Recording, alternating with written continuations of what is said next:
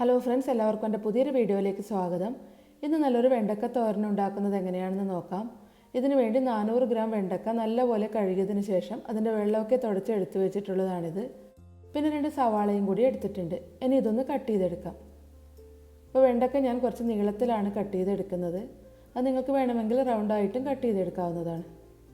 അപ്പോൾ വെണ്ടക്ക നീളത്തിലൊന്ന് കട്ട് ചെയ്തതിന് ശേഷം 4ആയിട്ട് ഇതുപോലെ പിളർന്നെടുക്കുകയാണ് ചെയ്യുന്നത്. ഇതേ രീതിയിൽ തന്നെ ബാക്കിയുള്ള വെണ്ടക്കയും കട്ട് ചെയ്യാം. ഇപ്പോൾ എല്ലാ വെണ്ടക്കയും ഞാനിവിടെ കട്ട് ചെയ്ത് എടുത്തു വെച്ചിട്ടുണ്ട്. അതുപോലെ തന്നെ സവാളയും ചെറുതായിട്ട് കട്ട് ചെയ്ത് വെച്ചിട്ടുണ്ട്. പിന്നെ ഇതിലേക്ക് ചേർക്കുന്നതിന് വേണ്ടി കുറച്ച് തേങ്ങയും കറിവേപ്പിലയും കൂടി എടുത്തിട്ടുണ്ട്. ഇനി ഇത് ഉണ്ടാക്കുന്നത് എങ്ങനെയാണെന്ന് നോക്കാം.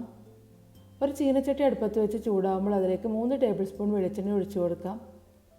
എണ്ണ നല്ലപോലെ ചൂടായി വരുന്ന സമയത്തിലേക്ക് കടുക് ഇട്ട് കൊടുക്കുന്നുണ്ട്. കടുക് പൊട്ടിയതിന് ശേഷം അരിഞ്ഞു വെച്ചിട്ടുള്ള സവാള ഇട്ട് നന്നായിട്ടൊന്ന് വഴറ്റിയെടുക്കാം.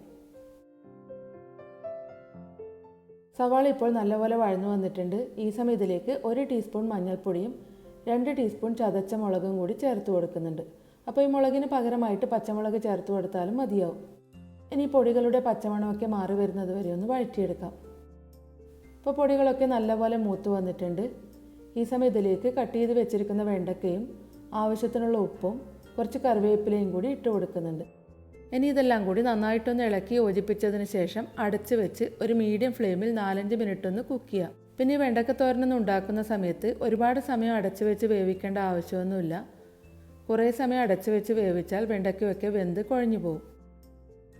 ഇപ്പോൾ ഒരു 5 മിനിറ്റ് ആയിട്ടുണ്ട്. വെണ്ടക്ക നല്ലപോലെ സോഫ്റ്റായി വന്നിട്ടുണ്ട്. ഈ സമയം ഞാനിതിലേക്ക് ചെറിയ തേങ്ങ കൂടി ചേർത്ത് കൊടുക്കുന്നുണ്ട്. എല്ലാം കൂടി നന്നായിട്ടൊന്ന് മിക്സ് ചെയ്ത് കൊടുക്കാം.